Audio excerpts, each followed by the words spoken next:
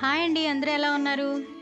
శ్రావణ శుక్రవారం పూజకి కావాల్సిన షాపింగ్ అంతా అంటే గురువారం రోజు నేను ఈవినింగ్ టైం మార్కెట్కి వెళ్ళామండి. నేను మా హస్బెండ్ ఇద్దరం కలిసి మార్కెట్కి వెళ్ళి అక్కడ పువ్వులు, మామిడి ఆకులు, అరటి ఆకులు ఇవన్నీ కావాలి కదండి. పూజకి కావాల్సిన సామాగ్రి అంతా, పండ్లు ఇవన్నీ కొనుగోలు చేయడానికి అయితే మేము గురువారం సాయంత్రం అనమాట మార్కెట్కి వెళ్ళాము.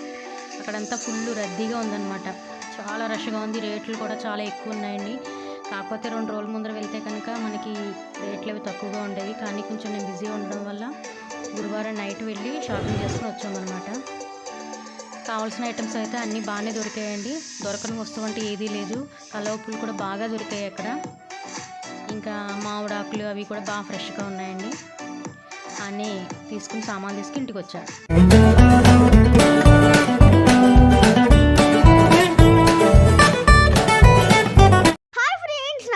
Welcome to Ammakuchi Telugu channel. నా పేరు సుమ్కి, మా అమ్మ పేరు అనురాధ. అమ్మ చాలా బిజీగా ఉంది అండి. ఈరోజు పూజ కదా. ఇప్పుడు అమ్మ గుమ్మానికి పసుపు రాసి అన్నీ చేసిందనమాట. డెకరేషన్ పువ్వులు పెట్టి, మామిడి ఆకులు పెట్టి అంతా రెడీ చేస్తుందన్నమాట.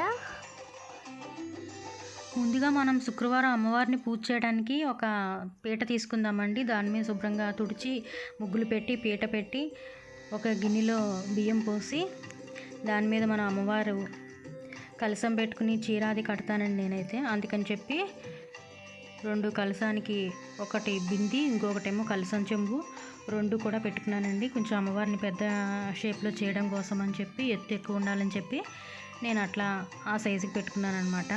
అలా 2 బిందులు పెట్టానండి. తర్వాత చీర కూడా కట్టడం మొదలుపెట్టాను. కొంచెం టైం పట్టిందండి చీర కట్టడానికి. మా హస్బెండ్ హెల్ప్ కూడా తీసుకున్నాను నేను. ఎలా అయితే మొత్తానికి చీర కట్టేశాను. చీర చాలా బాగా కుదిరిందండి. కలర్ కాంబినేషన్ అది నాకు బాగా నచ్చింది. ఎలా అయితే చివరికి నేను అమ్మవారిని డెకరేషన్ చేశానండి. సారీ అది కట్టి బ్లౌజ్ అది కూడా కట్టాను. అయితే ఇప్పుడు మనం ఒక్కొక్కటి డెకరేషన్ ఐటమ్స్ ఒక్కొక్కటి అమ్మవారికి వేద్దాం. ఇప్పుడు ముందుగా అమ్మవారికి నా దగ్గర ఉన్నటువంటి కొన్ని నగలు వేసానండి. నగలు వేసి అలంకారం చేశాను.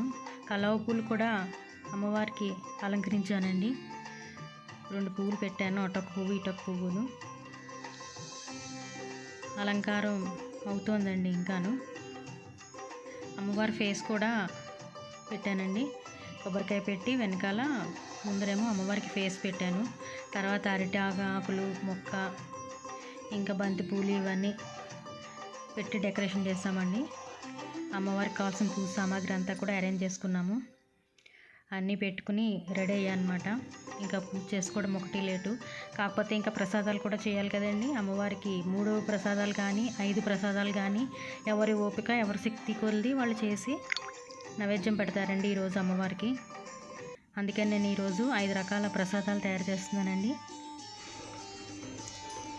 ఎప్పుడైనా సరే మనం ప్రసాదం చేసేటప్పుడు బియ్యాన్ని మనం కడగకూడదండి. ఇలా పొడిగా ఉన్న బియ్యమే వేస్తూ ఉండాలి.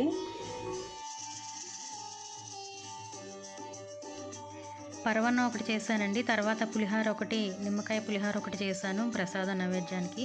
దద్దోజనం ఒకటి, పెరుగులో తాలింపు పెట్టి పెరుగన్నం ఒకటి కలిపానండి. అక్కడితో 3 ఐటమ్స్ అయ్యాయి.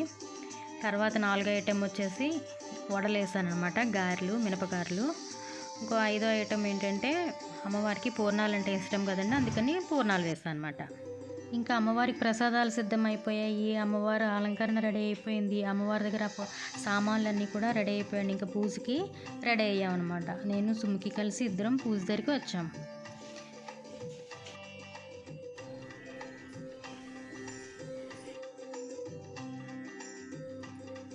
ముందుగా దీపాలు పెట్టి పూజ స్టార్ట్ చేసామండి.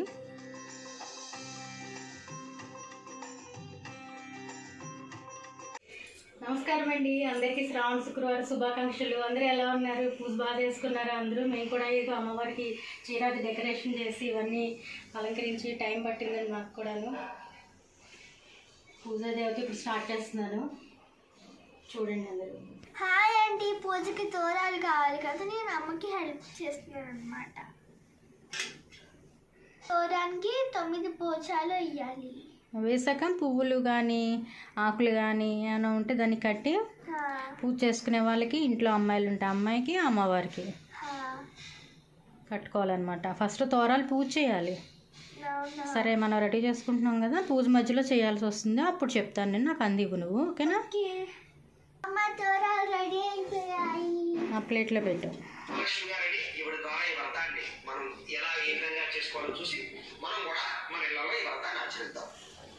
ఇప్పుడు మనం ఈ వరలక్ష్మి వ్రతాన్ని ప్రారంభం చేద్దాం. ఓం నారాయణాయ నమః. ఆప్యాదేవి సర్వమంగళ యశాంతి వర్ష్యామో హృదయస్తోజనాధర ఉమామహేశ్వరాభ్యో నమః. సర్వేభ్యో మహాజనేభ్యో సిద్ధ్యర్థం వతు సమీ కలశస్య ముఖే విష్ణుకంఠే రుద్రసమాశ్రితః మూలే తత్ర స్థితో బ్రహ్మ మధ్యే మాతృగణः శర్వణः అంగే చ సహితాసురే కలశ పూజా ద్రవ్యాన్ని సంప్రోక్ష్య మోదక ప్రియ అవిఘ్నంకో మేదేవామి స్తోమయామి. నీళ్ళు చేయండి సార్. ఓ జనయతాజన ఉపైతమాం దేవసకర్తీర్తిశ్చరణాసః కాతర్భ్రమంచే జ్ఞాపవేదం బలమస్తు తేజః. దగ్గర వేసేసేయండి. గంధద్వారాంధరాదృశాం నిత్యపౌర్ణిమాయోజనం భయం దివ్యజ్యోతిర్నమో ఓం సమానాయ స్వాహా. వదేరా సూర్య సంయుక్తం కాం ఎందుకు తల్లి పక్కన పెట్టుకుని జయే నమః. ఓం స్వాహాయ నమః. ఓం స్వధాయ నమః. ఓం అనుగ్రహప్రదాయ నమః. ఓం ముగ్ధయే నమః. ఓం అనఘాయ నమః. ఓం హరివల్లభాయ నమః. ఓం అశోకాయ నమః. ఓం అమృతాయ నమః. అంటే దాన్ని దీపం అని కూడా అంటారు. కాలి నైవేద్యం తయారు చేసుకున్నాం. నైవేద్యాలు చేశాం కదా, 5 రకాలు చేశాను అన్నమాట. ఇవాళ నైవేద్యం పెట్టాలి.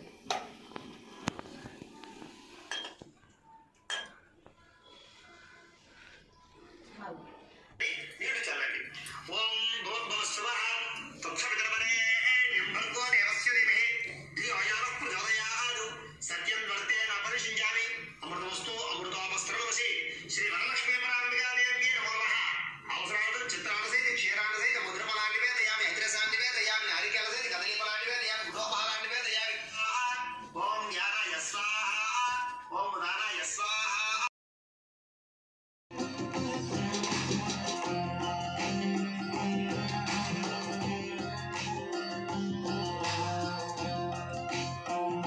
అమ్మవారికి తాంబూలం పెట్టాలి.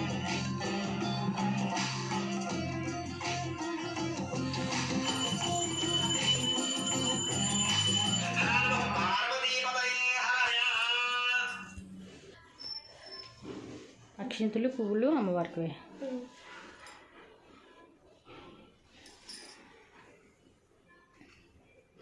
మహాములందరూ కూడా నైమశారణ్యంలో కూర్చుని సకలేశ్వర్యాలు కలిగి భోగాలు కలిగేటటువంటి వాక్యాన్ని చెప్పారు. అయితే ఈ వ్రతము ఏ రకంగా కూడా సాక్షాత్ లక్ష్మీ స్వరూపంగా అడుగులతో కూడుకున్నటువంటి రథాల ప్రసాదాన్ని తీసుకుని వారందరూ కూడా బ్రాహ్మణుడికి పూజ చేసి ఆ యొక్క పూజ చేయించినటువంటి బ్రాహ్మడికి విశేషమైనటువంటి దక్షిణ తాంబూలాలు ఇచ్చి సంతోషపరిచి ఆయన ఆశీర్వచనాన్ని పొంది ఆ బ్రాహ్మణులతోడను అలాగే వచ్చినటువంటి ఈ యొక్క స్త్రీలతోడను ఈ యొక్క ముత్తైదులతోడను అందరితోడను కలిపి ఆ చారుమతి మొదలు వారందరూ కూడా భోజనాన్ని చేసి ఆ తర్వాత ఎవరింటికి వారు వెళ్ళిపోయారట.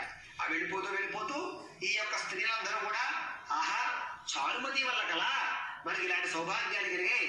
మన గ్రామంలో మన దేశంలో ఉన్నటువంటి వారందరికీ కూడా ఈ అదృష్టం కలిగింది అంటే, ఐశ్వర్యం కలిగిందంటే ఈ చారుమతి వల్ల కదా, ఆ పతివ్రత వల్ల కదా, ఆవిడ పాటించిన ధర్మం వల్ల కదా అని ఆవిడ్ని మిక్కిని పూరుకుంటూ ఎవరి ఇళ్ళకి వారు వెళ్ళిపోయారట. ఈ వ్రతాన్ని ఆచరిస్తూ ఉండడం, అలాగే వారు ఆచరించి ఎదుటి వారికి కూడా ఈ వ్రత మహాత్యాన్ని చెప్పడం ద్వారా అప్పటి నుంచి ప్రారంభమై ఈ వరలక్ష్మి వ్రతాలు శ్రావణ మాసంలో మనందరం కూడా చేసుకుంటూ ఆ యొక్క అమ్మవారి యొక్క అనుగ్రహాన్ని పొందుతూ ఉన్నాం. అలాగే ఎవరైతే ఈ వరలక్ష్మి వ్రతాన్ని ఆచరిస్తారో వాళ్ళకి సిరి సంపదలు మాత్రమే కాకుండా, భోగభాగ్యాలే కాకుండా ఆరోగ్యము, ఐశ్వర్యము, అన్నిటికన్నా ప్రధానమైనటువంటిది దీర్ఘ సౌమంగళ్యత్వము. స్త్రీకి ఎన్ని ఆభరణాలున్నా అవి వేసుకోవాలి అంటే ఏం కావాలి? సౌమంగళ్యత్వం కావాలి. అంటే భర్త ఆయుష్గా ఉండి ఆరోగ్యంగా ఉన్నప్పుడు మాత్రమే అమ్మవారు ఎన్ని ఆభరణాలు ఇచ్చినా, ఎంత ఐశ్వర్యాన్ని ఇచ్చినా దాన్ని అనుభవించేటటువంటి, ఆనందంగా అనుభవించేటటువంటి అవకాశం అప్పుడు ఉంటుంది. కాబట్టి స్త్రీలకి ఈ సౌభాగ్యంతో పాటు దీర్ఘ సౌమంగళ్యత్వాన్ని కూడా ఇచ్చేటటువంటి వ్రతం ఏదయ్యా అంటే కనుక వరలక్ష్మి వ్రతం. అందుచేత ఖచ్చితంగా భారతదేశంలో ఈ హైందవ సంస్కృతి సాంప్రదాయంలో ఉన్నటువంటి ప్రతి స్త్రీలు కూడా ప్రతి ముత్తైదువ కూడా ఈ శ్రావణ మాస పౌర్ణమికి ముందుగా వచ్చే శుక్రవారం నాడు ఖచ్చితంగా ఈ వ్రతాన్ని ఆచరిస్తారు. ఆచరించి అమ్మవారి యొక్క అనుగ్రహాన్ని పొందుతారు. ఎవరైతే ఈ వ్రతాన్ని ఆచరిస్తారో, అలాగే ఈ వ్రతాన్ని ఎవరైతే కథని వింటారో వాళ్ళకి కూడా వరలక్ష్మి అమ్మవారి యొక్క అనుగ్రహం వల్ల సకల భోగభాగ్యాలు కలగడమే కాకుండా సకలైశ్వర్యాలు కలుగుతాయని, ఐరారోగ్య ఐశ్వర్యాలతోటి పుత్ర పౌత్రాభివృద్ధి కలిగి దీర్ఘ సౌమంగళ్యంతో సిద్ధిస్తుంది అని పరమేశ్వరుడు, సాక్షాత్తు పరమేశ్వరుడు పార్వతి అమ్మవారికి ఈ వరలక్ష్మి వ్రత విధానాన్ని అంతా సౌనకాది మహాములందరికీ కూడా ఇక్కడ సూతుల వారు కూడా ఈ వ్రత విధానం ఈ రకంగా వ్రత కథ అనేటటువంటిది పూర్తయిన తర్వాత మీరందరూ కూడా ఈ కుడి చేతికి ఆ తోరణాలు కట్టుకోండి. ఎవరైనా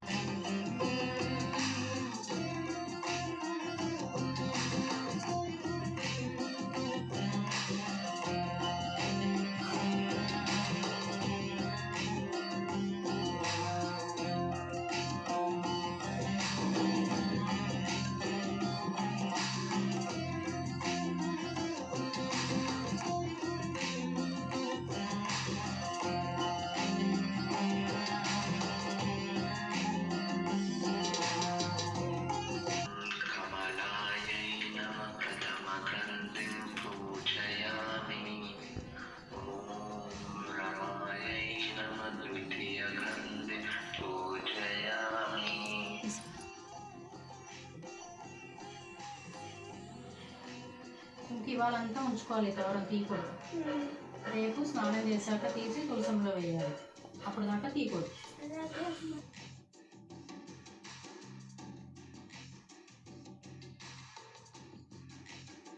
శ్రావణ శుక్రవారం పూజ అయిపోయిందండి. ఇప్పుడు సాయంత్రం ముత్తైదుని పిలిచి వాయినాలు అవి ఇస్తాను, అది కూడా మీకు చూపిస్తాను. పూజ అయితే చాలా బాగా అయింది, అమ్మవారి అలంకారం అది బాగా అయింది. నైవేద్యాలు అవి కూడా 5 రకాలు చేస్తాను, చాలా బాగా వచ్చిందండి. నాకు డెకరేషన్ అది కూడా బాగా వచ్చింది. మీరు కూడా బాగా చేసుకుంటున్నారని అనుకుంటున్నాను. సుమ్కి కూడా చాలా శ్రద్ధగా పూజలో కూర్చుందండి. పాపం కథ వింటున్నప్పుడే కొద్దిగా కునుకుబాట్లు అయితే వచ్చేదానికి. పాపం అంతా శ్రద్ధగానే చేసుకుందండి సుమ్కి. అమ్మవారి వ్రతం చేసాం కదండి పొద్దున్న మాటలు. అలాగే సాయంత్రం కూడా మనం అమ్మవారికి హారతి అది ఇచ్చి నైవేద్యం పెట్టాలండి. అందుకని చెప్పి నేను సాయంత్రం కూడా అమ్మవారికి పూజ చేసి హారతి అది ఇచ్చాను. తర్వాత ముత్తైదుని పిలిచాను కదండి, వాళ్ళకి వాయనాలు ఇచ్చాను. ఎక్కువ మందిని ఎవరిని పిలవలేదండి, ఒక ఇద్దరు మా ఇంటి దగ్గర ఉన్న వాళ్ళు ఒక ఇద్దరిని పిలిచి పసుపు బొట్టు వాయనం అది ఇచ్చి ఆశీర్వాదం తీసుకున్నానండి నేను. అంతే. ఎలా అయినా మొత్తానికి చాలా బాగా జరిగిందండి వరలక్ష్మి వ్రతం.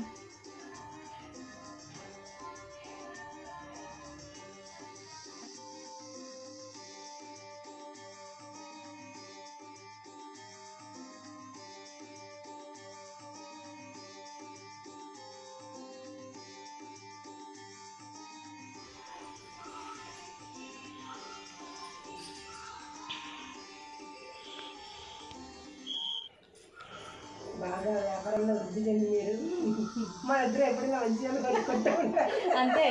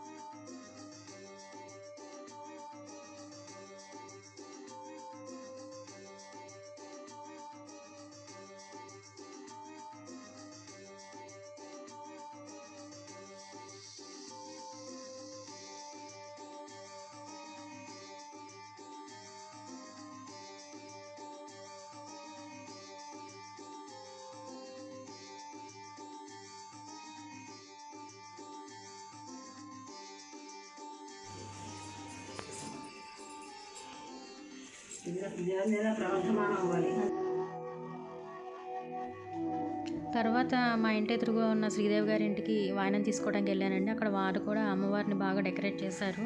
చీర అది బాగా కట్టారండి, కాంబినేషన్ అది చాలా బాగుంది అమ్మవారు. నేను అక్కడ పసుపు వాయనం తీసుకోవడానికి వాళ్ళ ఇంటికి వెళ్ళానమాట. మామూలుగా ఈ కరోనా అది లేకపోతే కనుక అసలు శ్రావణ శుక్రవారం వచ్చిందంటే సాయంత్రం మాటలు అంతమంది ముత్తైదులు వాయనాలు తీసుకోవడానికి చాలామంది అసలు ఖాళీ ఉండదండి. అలాంటిది ఈ సంవత్సరం లాస్ట్ ఇయర్ మనకి అసలు చాలా ప్రాబ్లం అయింది. ఎవరిని పిలవట్లేదు, మనం ఎవరింటికి వెళ్ళటం లేదు కూడా.